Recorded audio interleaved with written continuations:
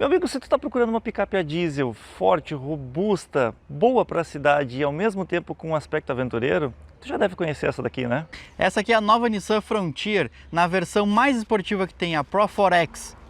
Vamos conhecer um pouco dos detalhes dela sobre equipamentos, preços, diferença entre as versões, falar um pouquinho dela em relação aos seus concorrentes, o que ela tem de bom, o que não é tão bom assim, enfim, tudo o que tu quer saber antes de comprar a tua próxima picape média.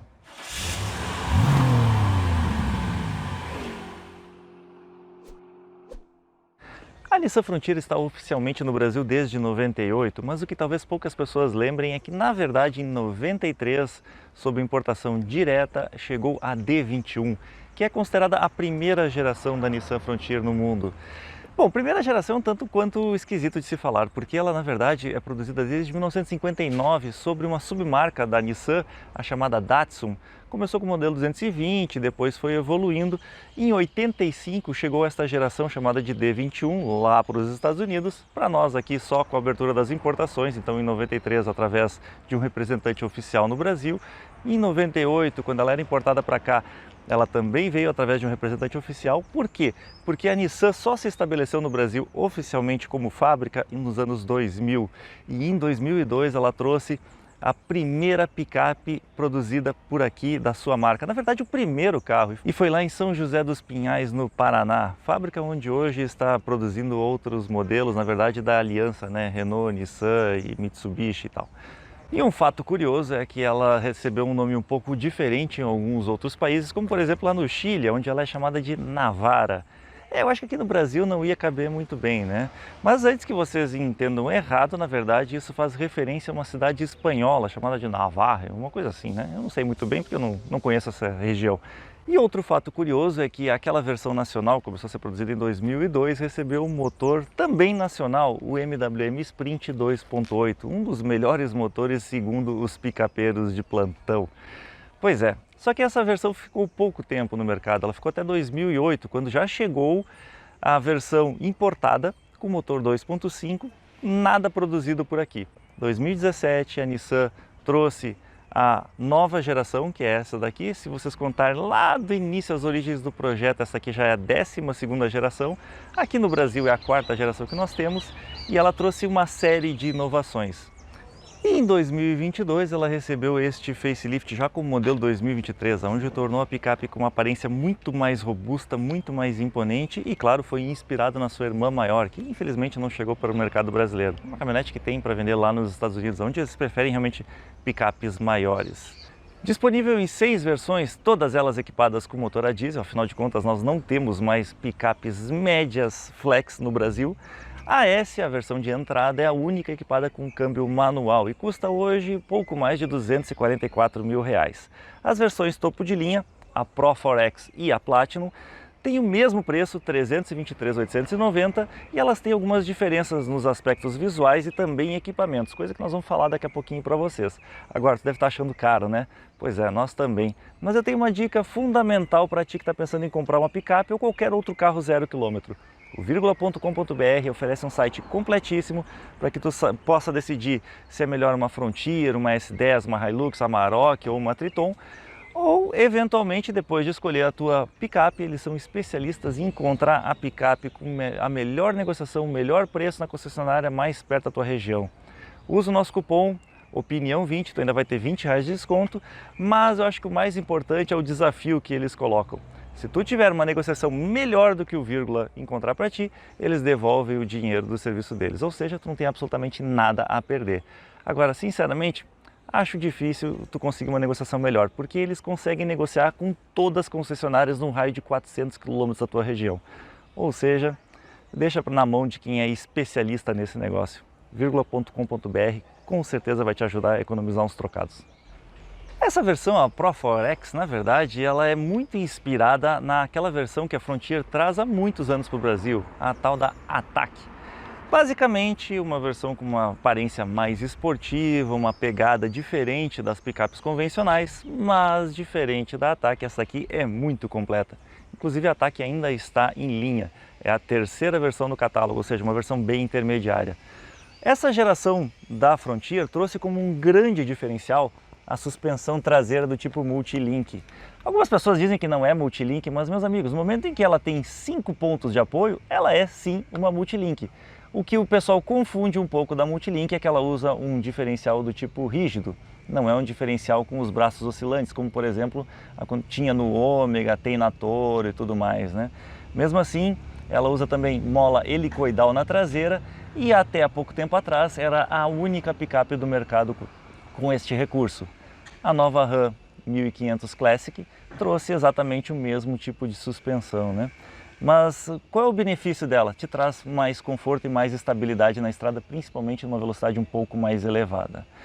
Essa da 2023 trouxe uma grande inovação para o segmento também, que também depois foi copiado pela Ram, né? Copiado eu não diria, mas que a Ram trouxe logo em seguida. Freio a disco na traseira. Sim, meus amigos, uma picape média com freio a disco na traseira. Normalmente tu só encontra tambor, por quê? Porque o tambor, ele tem uma durabilidade maior, é mais fácil de fazer a manutenção, e o freio a disco na traseira ele é utilizado mais quando tu tem uma pegada mais esportiva.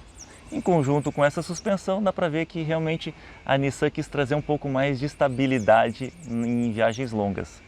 Essa daqui muda em relação à Platinum as rodas, apesar de ter um desenho muito similar, ela é toda pintada de preto e vem com rodas de aro 17, enquanto a Platinum vem com rodas de aro 18 polegadas e diamantadas.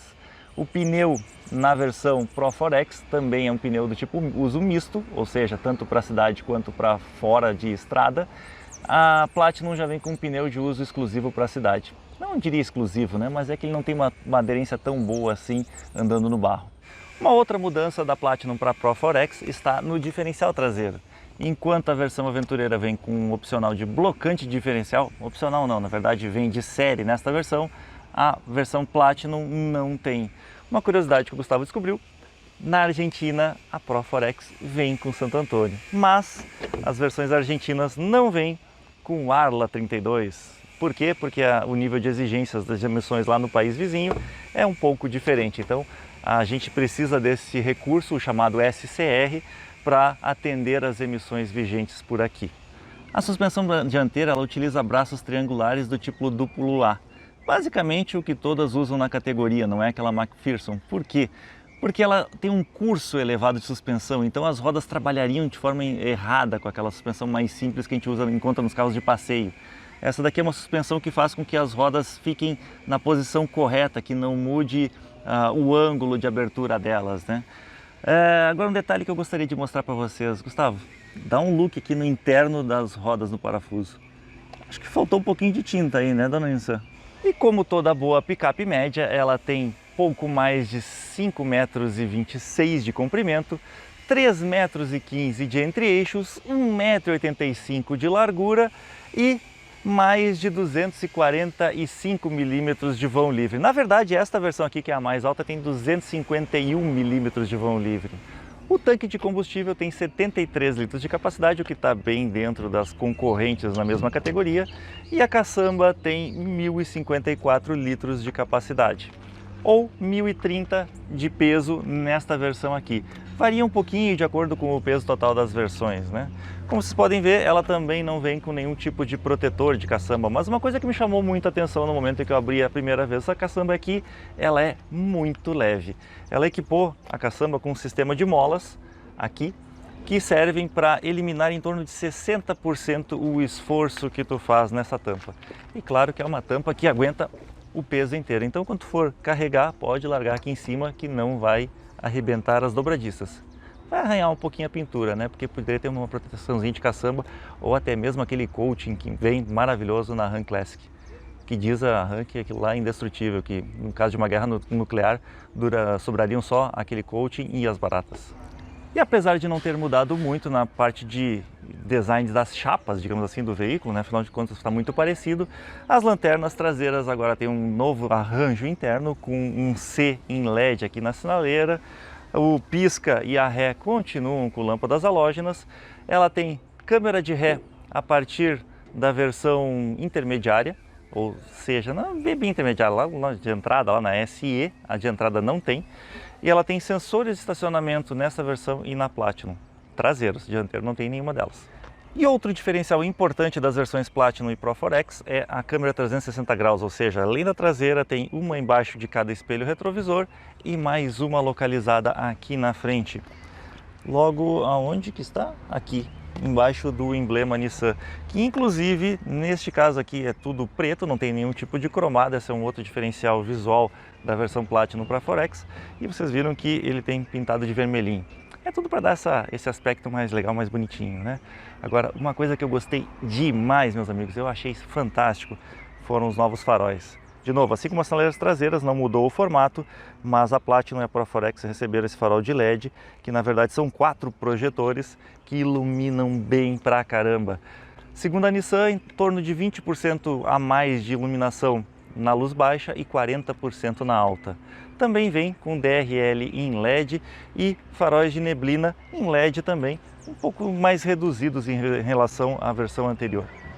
Um item curioso que essa picape tem são esses adereços vermelhos aqui no para-choque. Lembra do Renegade Trailhawk? Ele tinha ganchos, porrada, né, aqui na frente, que serviu até para erguer o carro. Pois é, essa daqui, assim como o Renegade, só tem esses enfeites agora. Por que eu digo do Renegade? Porque ele perdeu justamente em 2022 aqueles ganchos. O motivo é o mesmo. Agora a legislação está ficando cada vez mais exigente e aqueles ganchos, no caso de um atropelamento de pedestres, eles poderiam machucar bastante. Só que a versão americana da Frontier tem os ganchos, só que eles estão localizados mais para baixo aqui, em uma posição diferente. A versão americana é bem diferente, né? Inclusive o desenho lateral da americana é muito bonito. Eu gostei mais do que essa. Essa daqui está mais parecida com as outras picapes do mercado brasileiro. Mas aquela americana, eu acho que ia fazer um sucesso por aqui. Ah, meus amigos, ela tem ACC, afinal de contas tem um radarzinho aqui, né? Não, não tem. Ela tem espera para o radar, mas ela não veio equipada em nenhuma das versões. Porém, ela é bem equipada com vários acessórios de segurança ativa. Através de uma câmera localizada aqui no para-brisa, ele tem frenagem autônoma, tem alerta de colisão, tem um sistema que te alerta caso tu esteja saindo da faixa e que faz uma correção através dos freios. Uma correção não, né? Evita que tu invada a pista contrária usando os freios do carro. E aquela câmera também serve para fazer a comutação do farol alto, ou seja, tu pode ligar ele na estrada de noite, caso venha um carro no sentido contrário, ele vai baixar automaticamente para evitar ofuscar o motorista, o que eu acho muito bom. E essas versões topo de linha também tem alerta de ponto cego nos espelhos, mas mais do que um alerta, ele também serve como um auxílio para evitar que tu invada a pista contrária. Se tu ligar o pisca e ela detectar que tem um carro ali assim vindo no outro sentido ou numa posição que possa dar uma colisão, ela aciona os freios evitando com que tu realmente faça essa manobra perigosa. Outro detalhe muito importante, ela tem alerta de fluxo cruzado aqui na traseira. Isso é muito bom para uma picape que tem mais de 5 metros de comprimento. Por quê? Porque quando tu está saindo de uma garagem apertada ou de uma vaga que tu não tem uma visão boa do que está acontecendo lá atrás, ela te avisa através de um alerta sonoro e também visual lá no painel de que tem algum carro passando por aqui. Isso evita com que tu invada a frente dele e cause um acidente. Chave presencial de série nas versões mais completas. Rack de teto e teto solar também de série nas versões mais completas. E aqui vem uma curiosidade, é a única picape média do mercado brasileiro equipado com teto solar. Pois é. Vamos ver o que tem embaixo do capô? Meus amigos, lembram da propaganda clássica dos pôneis malditos? Sim, a Nissan era realmente provocativa e inovadora no final dos anos 2000, né? A Frontier, quando trouxe o motor de 172 cavalos, se eu não me engano, ela tinha o motor mais forte da categoria. Depois essa potência subiu para 190 cavalos e continuou sendo o mais forte da categoria. O problema é que fazem mais de 10 anos que o motor dela não é o mais forte do mercado. Hoje, na verdade, nas picapes médias é o mais fraco, com 190 cavalos e 45,9 kgfm de torque. Isso é ruim? Não, não é ruim, principalmente porque agora esse motor não incomoda mais. Há uns anos atrás, sei lá, logo no início dos anos 2010, aí, ele tinha vários probleminhas de turbo, água, não sei o que e tal. Hoje em dia esse motor está extremamente confiável e não tem mais dado nenhum problema ou dor de cabeça para os seus proprietários. O câmbio automático de 7 velocidades surgiu com esta nova geração. Até então ele tinha um automático de 6 velocidades. Lembra daquela versão manual, a S de R$244 mil? Pois é a única que vem com motor com menos potência, de 163 cavalos. Ah, Felipe, é pouca potência. Na verdade não, meus amigos. Se vocês lembrarem que há 10 anos atrás as picapes todas ficavam mais ou menos nessa faixa de potência, ela entrega bem. Uma curiosidade, no início do ano, quando foi lançada esta picape aqui, a versão de entrada era a única que vinha com um turbo só. Este motor de 190 tem 2 turbos. Pois é, há pouco tempo atrás a Nissan resolveu mudar e agora colocou 2 turbos em toda a sua linha, inclusive na de 163 cavalos, que continua com a potência menor. Enfim, vocês lembram que eu falei que ela utiliza um sistema de freios para evitar que tu invada a faixa contrária quando está andando na estrada ou até mesmo na cidade, dependendo de uma certa velocidade? Sim, ela aciona o freio do lado oposto, ou seja, se o carro está vindo para a esquerda, ela aciona os freios do lado direito, fazendo com que o carro não invada a pista contrária, evitando um acidente. Mas por que ela não faz essa correção usando a direção? Simples, meus amigos, porque esse carro aqui utiliza a direção hidráulica. Não é um sistema elétrico como a gente já vê nos carros de passeio, praticamente todos do mercado, e hoje também já vem algumas picapes, né? Ainda utiliza um sistema mais antigo.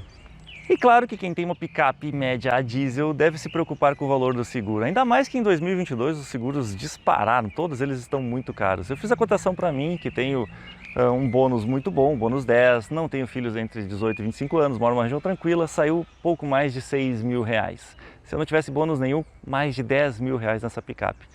Segundo o Eduardo da Clauê Corretora, que faz os seguros para nós, que dá desconto para vocês inscritos aqui, que trabalha mais de 10 anos no mercado com as melhores seguradoras, por isso a gente recomenda bastante, e tem o melhor atendimento do Brasil. Ele disse que se fosse na região dele esse valor poderia ser até duplicado, porque região de fronteira, infelizmente, as picapes são muito roubadas. Por isso, meus amigos, eu recomendo que tu não fique sem seguro. Afinal de contas, perder um patrimônio de mais de R$323.000, é dose, né? Dói no coração. E eu não falei antes, mas é óbvio que essa picape ela é 4x4 sem diferencial central, ou seja, quando tu coloca a opção ali do 4x4 tem que tomar um pouco de cuidado, não pode andar com ela no asfalto para não forçar os diferenciais ou mesmo a transmissão. Tem também a opção da reduzida e agora eu convido vocês a entrar aqui dentro e conhecer as alterações e como é que é a vida a bordo desta que para mim é uma das picapes mais legais do segmento. E aí, Gustavinho, o que tu achou da vida a bordo deste veículo? Eu gosto bastante, cara. Eu gravei ele lá na Argentina, fiz uns off-roads forte com ele. E aqui forte mesmo? Forte, foi forte. Ó, legal. Forte. E aqui mudou muito pouco, na verdade. O que mais mudou realmente foi o cluster do painel, que ele recebeu um cluster maior, né, digital. Ele está com agora um painel de 7 polegadas, diferente dos outros carros da Nissan, que tem aquele painelzinho do lado o velocímetro, e aqui o contagiros tem um painel de 7 também, mas aí é configurável, ou velocímetro, outro.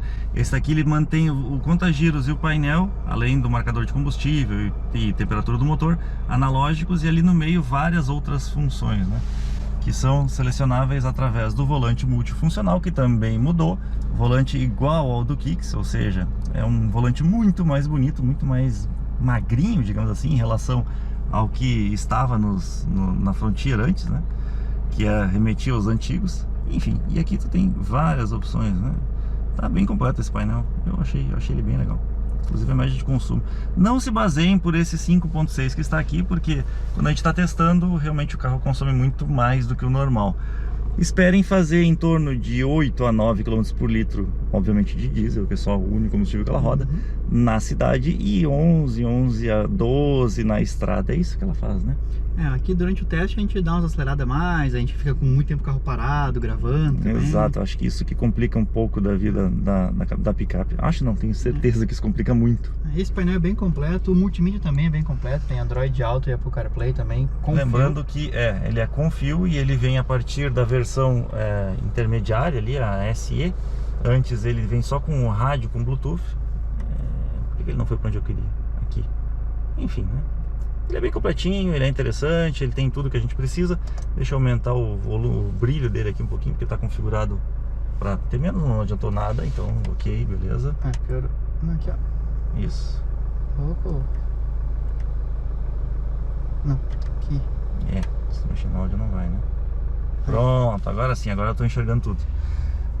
Bom, não é, como vocês podem ver, não é o multimídia que tem o melhor brilho e contraste da região, mas funciona bem. Eu gostei da qualidade sonora do carro, atendeu às minhas expectativas, o Bluetooth funciona bem também, e com o Android Auto usando o cabo funcionou legal. Tá, agora o mais legal dele são as câmeras 360 graus.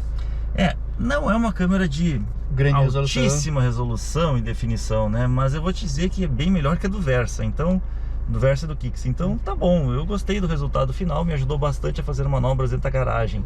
Principalmente porque ela não tem sensores lá na frente de estacionamento, então a câmera frontal ajuda. Agora, o curioso de tudo isso é como funciona a câmera frontal aqui no painel, né? Antes disso, Felipe, a gente pode olhar aqui também, ó, a lateral, tá? Ó, câmera traseira e... Opa, tá mostrando a frontal agora. Ah, viu? Tá ali, ó, frontal e um 3D, né? Frontal e lateral direita, ou se eu botar na ré, ele vai mudar para a câmera de ré, né? E ele tem um outro uso da câmera frontal, que não é apertando nesse botão, é quando eu coloco ele no 4x4 low, ou seja, no 4x4 reduzido, e vou andando bem devagarinho. Então ele liga a câmera frontal para te auxiliar nas manobras, tipo, como o carro é muito alto, não consegue ver o obstáculo na frente, então tu consegue ver de uma maneira mais correta. Pois é, essa era a utilização que eu ia falar, que era bem curiosa, né? E claro que depois de uma certa velocidade, ali em torno de 25 km por hora, ele desliga a câmera frontal, porque o objetivo é que o motorista olhe pelo para-brisa e não fique olhando através do multimídia que tem na frente, né? Outro detalhe importante, ela vem com ar-condicionado digital de 2 zonas, né? Claro, nas versões mais caras, a versão de entrada não tem isso. O seletor aqui para a troca da função, né? Aqui tá 4x2. Se eu botar para cá 4x4 normal, ou high, né, como eles chamam, e se eu botar para baixo, ele vai para o 4x4 com reduzida. Aqui é o botãozinho do bloqueio diferencial traseiro, que eu falei que é um item que só tem na Pro 4X. E esse daqui é um controle de descida, algo realmente muito útil quando tu está andando num terreno muito acidentado com barro e tal. Botão para desligar o sensor de estacionamento traseiro, às vezes é necessário. Tem uma tomada 12 volts aqui. Uma porta USB do tipo A e uma entrada P2, né, de iPod. Tem também seletor de modos. O que isso muda, Gustavo? Modo Sport, Standard. Aqui, tow é para carregamento. Tow é quando tu tá com reboque. Quando tu tá com reboque, né? Tá puxando o reboque, ele muda o comportamento do motor e o comportamento do câmbio. E também do ABS, né? E controle de estabilidade, que também ajuda a diferenciar. Só um pouquinho, deixa eu falar só um negocinho importante. Ele carrega até 750 kg de reboque sem freio e 2.750 kg de reboque com freio. É bastante. É bastante. E quando tem um outro modo, quando tá no 4x4. Espera aí, mais um último detalhe. As concorrentes carregam um pouquinho mais, tá? Ah, tá. A Hilux passa de 3 mil. Ah, esse desce também. Quando tu tá no modo 4x4, aí tem mais um modo ali, que é o modo off-road. Que ele também muda de mais uma vez o comportamento de ABS, controle de tração, né, motor, câmbio, tudo. Então ele tem 4 modos, um para cada utilização do dia a dia. Legal. 6 airbags de série em todas as versões. Isso é uma coisa que melhoraram muito nesse ano, porque até então ela tinha 2 airbags só. Pois é. Controle de estabilidade e tração também em todas as versões. Acendimento automático do farol. Acendimento automático do farol não é em todas as versões, ou é? Não é em todas, mas não é em todas as versões, pois é. Também tem o limpador automático de para-brisas. Tem carros que a gente não tem visto muito isso, hein, Felipe? Alguns tem faltado mesmo. Espelho. Tipo o Bolt, né? Tipo Bolt. Bolt não tinha, cara. Espelho fotocrômico. Espelho fotocrômico também nas versões mais caras. Aqui também tem espelhinho com luzinha. O porta-óculos. O porta-óculos. O teto solar. Enfim. Bancos. Mostra os bancos que a gente não mostrou aí. Nessa versão aqui ele vem escrito, né, Pro 4X. Ele é todo preto com costuras vermelhas e brancas. E convenhamos, é um dos bancos mais bonitos que mais tem. Bonitos. E na versão... A outra, como é que é o nome? Platinum, obrigado, esqueci o nome. Também é assim, mas não, as costuras são mais discretas. Mais discretas, exatamente. Só que eles não são Zero Gravity, né? Não são, infelizmente não são. Ser, né? E outra coisa que eu achei que nessa versão deveria ser, o teto aqui, né? O forro deveria ser preto. Poderia, porque, pô, é a versão mais esportiva e tal, né? Poderia. Fica muito mais bonito. Poderia. Porta-trecos. Tem aqui para colocar garrafa ou copos, que não tem revestimento. Tem encosto de braço, que não se move. Mas aqui tem mais uma ligação, tem duas tomadas USB aqui, né? Uma do tipo A e uma do tipo C para carregamento. Também só para carregamento, não liga com multimídia. E mais uma tomada 12 volts. O importante, o Gustavo falou aqui, ele não se move, né? Não tem ajuste. Não tem, mas ele ficou numa posição muito boa para mim. Então eu não precisaria fazer o ajuste, não. Esse botão aqui que é, Gustavo? Esse botão aí é para fazer a limpeza do DPF. Ah, sim, o sistema de recirculação de gás, o filtro, né, na verdade. Não é a recirculação, é o filtro que tem lá embaixo. Meus amigos, infelizmente a nossa legislação ela exige que tenha um filtro de particulados, o chamado DPF, que fica aqui no escapamento, aqui embaixo aqui. É um câncer, tá? De qualquer motor a diesel. É um inferno isso. Por quê? Porque muitas pessoas, quando dá o erro no painel ali, eles não fazem o ciclo de regeneração do filtro. Basicamente, o que ele faz? Ele, por ser um filtro, ele vai acumulando sujeira, aquela fumaça preta, aquela fuligem que a gente via nos carros a diesel antigo. Quando chega um momento, ele satura, assim como um filtro de água residencial, aqueles de barro, satura também, tu tem que limpar. Como é que ele limpa? Ele tem que esquentar o motor, ele tem que largar os gases de escapamento numa temperatura mais elevada, para chegar no filtro ali bem quente mesmo, e aí ele injeta combustível direto no filtro. Esse combustível pega fogo lá dentro e queima a fuligem. Calma, é controlado, não vai pegar fogo no teu carro, é tudo certo, todos os carros fazem isso. O problema do DPF é, quando tu não faz a regeneração, quando a picape pede, e isso precisa que tu fique andando aí numa velocidade constante de uns 60, 80 km por hora, ou parado, sem se mover durante 10 a 15 minutos, quando tu não faz esse ciclo, dá problema sim. E é caríssima a troca de um DPF. Então, fica atento, se pedir para fazer, faça. Se tiver que apertar o botãozinho, aperte, porque tu vai ter uma baita de uma economia no teu bolso. E como é que funciona com o Arla isso? O Arla é diferente, é independente, não tem nada a ver o Arla com o DPF. O Arla é um sistema no motor. O que acontece? Os motores até o ano passado, os motores a diesel vinham com EGR. EGR jogava o gás do escape de volta na admissão, claro, uma parte dele, para diminuir a quantidade de oxigênio que tinha dentro da admissão. Para quem não sabe, motor a diesel não tem borboleta, né? Então entra tudo que puder entrar de ar. O problema é, quanto mais oxigênio, mais a temperatura do motor sobe. Então, tu jogando um pouco de gás de escapamento, tu tira a quantidade de oxigênio que entra e ele diminui as emissões. Resumindo, é isso. O SCR não faz isso. O SCR não joga gás de escapamento de volta. O SCR deixa entrar todo o oxigênio lá dentro e ele corrige através da injeção de Arla em um outro catalisador que tem antes desse DPF, que fica localizado na frente. Ele lê o quanto está saindo de NOx, que é o maior problema do motor a diesel atualmente, e ele injeta o Arla junto nesse catalisador ali e ele faz essa transformação para água e sei lá o que, não lembro qual é a mistura que sai agora. Então são sistemas diferentes.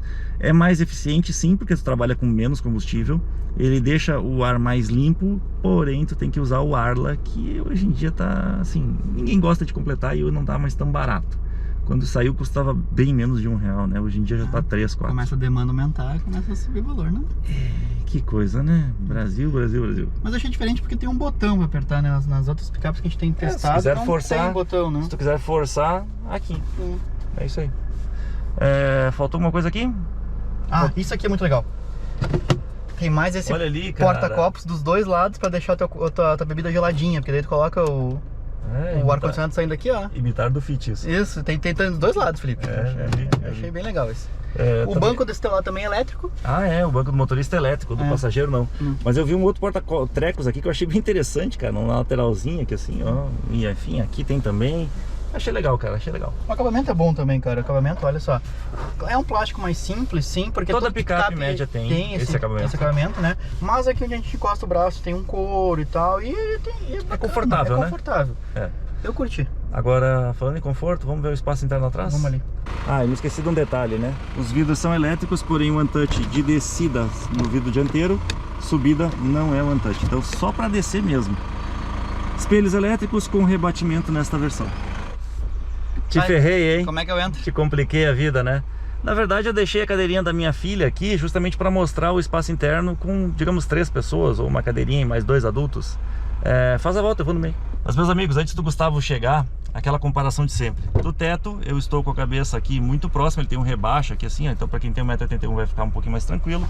E as pernas, não, aí não é um espaço muito bom não. Eu estou empurrando o banco do motorista com meus joelhos. Claro que o banco do motorista naquela posição que eu sempre coloco. Ai, Jesus, aqui complicou a minha vida. Aqui não ficou bom mesmo. Se antes eu tava meio apertado aqui no meio, que fica um pouquinho mais elevado, não tô nada bem sentado. Tô encostando no teto, tô com... o encosto de cabeça que eu tenho que botar mais pra frente, eu tenho que botar mais pra cima, né? Claro, mas eu achei interessante que até eu tô batendo com o joelho no banco. Pois é, cara, que loucura, né? O banco é realmente meio... E é aquele problema de sempre de todas as picapes, né? O joelho fica mais alto que o resto do corpo. Ah, mas é pouco, cara. É pouco, perto das outras é pouco. Padrão. Não é, eu acho que até não tá tanto. A inclinação do banco é que eu gostei, né? A inclinação do banco não é uma inclinação ruim. Eu tô mal posicionado aqui, mas é por causa do encosto que eu não ajustei. Tem encosto de cabeça, tem cinto de 3 pontos pra todo mundo. Só não tem espaço pra um adulto grande aqui no meio. Ah, né? tem outra coisa também que essa aqui tem, que várias não tem, é a saída de ar-condicionado. Isso, saída de ar-condicionado traseira. O túnel, apesar de ter o cardan aqui no meio, é extremamente baixo, ou seja, ele é quase plano, quase não tem túnel aqui. Tem mais uma porta USB ali, cara. Tem. Cheio de porta USB nesse carro. E aí, vamos andar? Agora vamos. Tá meio apertado. Bom, meus amigos, como o Gustavo já dirigiu este carro lá na Argentina, agora é a minha vez de sair dirigindo, né? E deixa eu mostrar um negócio pra vocês. Ela tem regulagem de altura do volante, mas não tem de profundidade. Algumas montadoras ainda insistem em não colocar esse tipo de item, que eu acho fundamental para um bom ajuste do teu carro. Mas ela tem a altura do cinto regulável aqui, que esse sim é muito importante. Se tu não é inscrito no canal, te inscreve, dá like, compartilha tudo aquilo que você sabe que nos ajuda bastante. Uma coisa que eu não tinha falado ainda e que eu acho importante falar é que ela melhorou muito a questão do isolamento acústico do carro. Então ela colocou um para-brisa laminado mais grosso, ela melhorou os revestimentos, né, para esse novo modelo, digamos assim, para esse facelift. E a gente percebe realmente um silêncio a bordo enorme. Muito. Inclusive, esses dias numa feira que é daqui da região, o pessoal da GM ficou meio brabo quando eu falei que essa aqui estava mais silenciosa que a S10, né? O Gustavo pôde presenciar. Mas a verdade é que sim, ela está muito silenciosa. Eu gostei demais. Dá pra escutar só aquele barulhinho gostoso, baixinho do motor a diesel. Tu não escuta mais aquela barulheira? Sim, ótimo. A direção hidráulica, ela não é das mais leves, mas também não é pesada, né? Lógico. Hoje no mercado, uma hidráulica tá bom. Hoje no mercado é ela e a Hilux continuam com a direção hidráulica. O que eu sei que a direção em si não é uma direção lenta, mas o efeito acaba ficando lento porque o carro tem um entre-eixos de 3,15 metros, né? Se não me engano, é o que eu falei antes, enfim, mais de 3 metros. Então, realmente a manobra desse veículo é um pouco mais demorada, é um pouco mais devagar. Mas assim como acontece com qualquer outra picape do segmento. Eu gostei muito que ela arranca muito bem, então tu não tem aquele lag, né, do turbo, do câmbio e principalmente dos novos motores. Nessa nova legislação atual, ela responde muito bem mesmo. Agora, não é um desempenho espetacularmente forte, né? Eu acho que é bom, mas não é forte. Se tu comparar com a S10, por exemplo, que é a mais forte, ela perde. Digamos bastante. Que ela tem um 0 a 100 aí de 12,2 segundos, é pouco, sabe? Mas eu te diria que empurra o que precisa, cara. Eu não acho que precise mais do que isso, ela tá bem assim. Mas para complementar o nosso test drive, agora nós vamos pegar uma estrada. Vamos ver como é que ela se comporta no asfalto. Vamos avaliar barulho, consumo, desempenho, estabilidade, enfim, tudo que a gente quer saber, né? Bom, primeira coisa muito importante a se fazer, vamos zerar o consumo. Só pra gente ter uma ideia, né? Aqui, todos. Sim, pronto, zeradinho.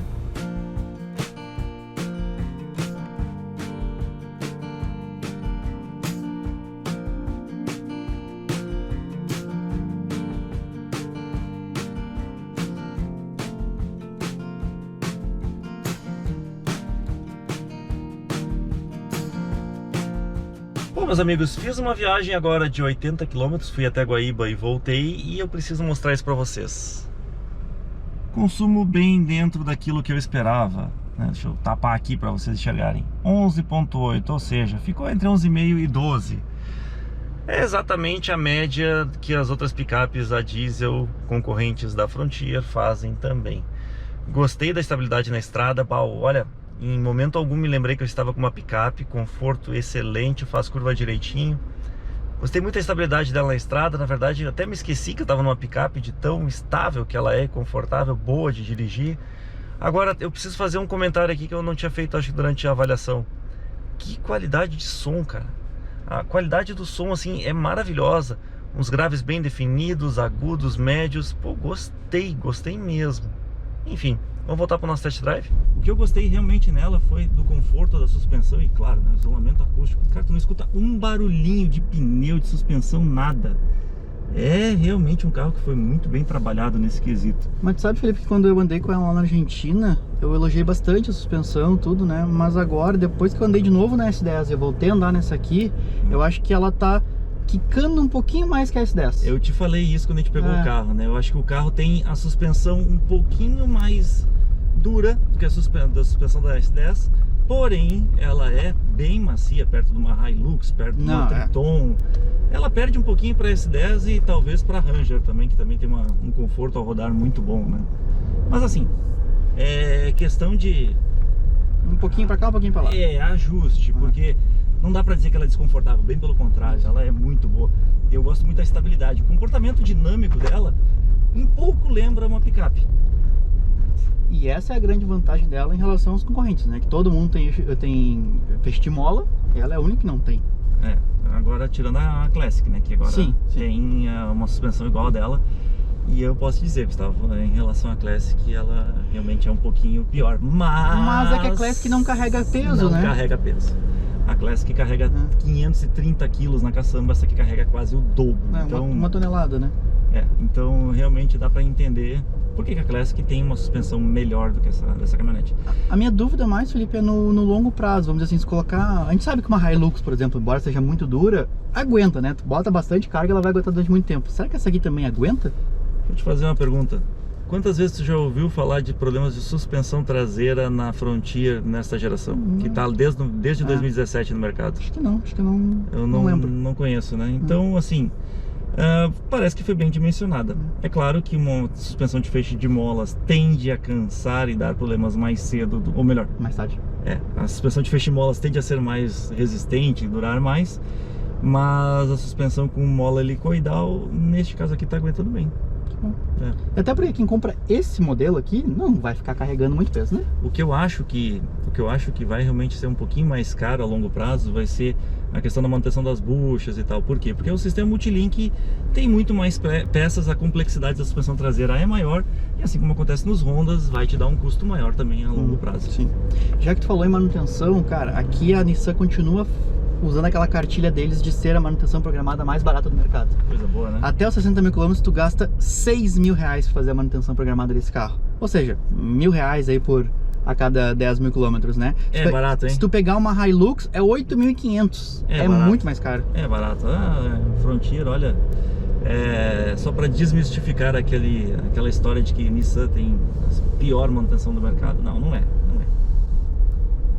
Quer andar? Até agora tu não dirigiu esse carro? Não, pode ficar tu, que eu já dirigi bastante na Argentina, já fiz off-road, já fiz um monte de coisa. Tá bom, tá certo. Então se vocês não viram o vídeo da Argentina ainda, a gente vai deixar o link aqui embaixo.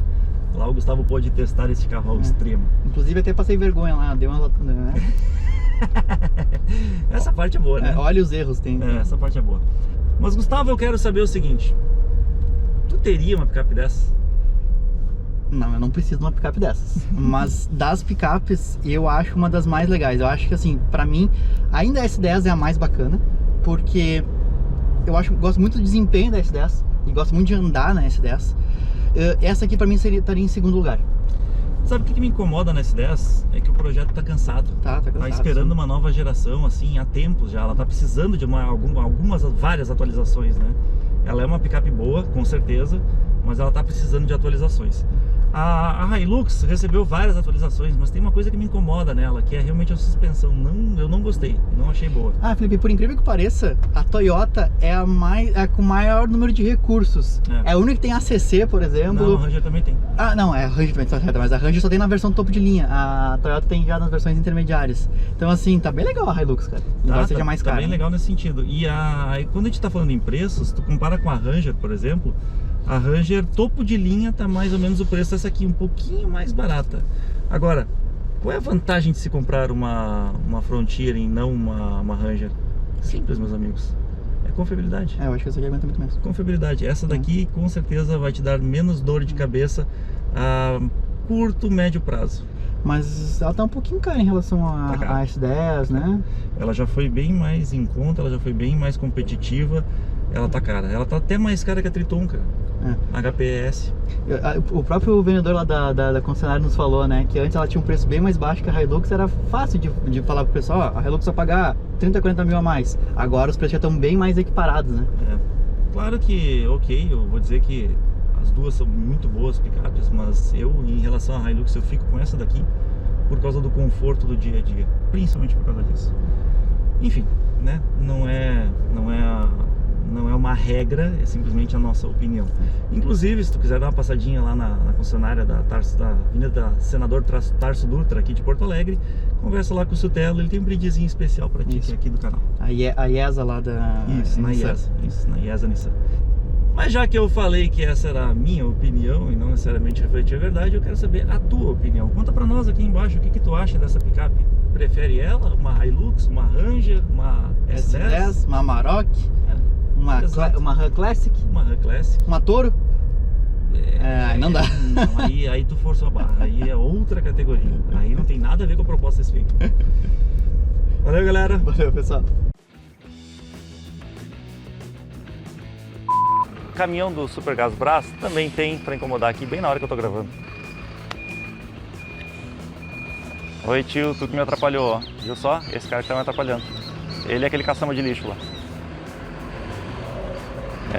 Vocês acham? A caçamba já é vitalícia ali, tá sempre ali. A caçamba é vitalícia, o barulho também. Vocês acham que é fácil gravar? Não é não. Tomara que seja o motor. Eu espero, né? Precisa ser uma bomba atômica?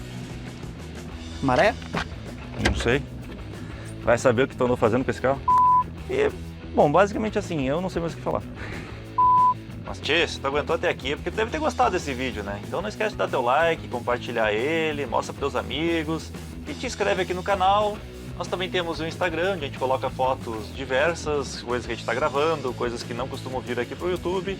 Tem a seção de membros, onde também tem assuntos específicos, conteúdos exclusivos e a nossa página no Facebook. Esperamos vocês lá.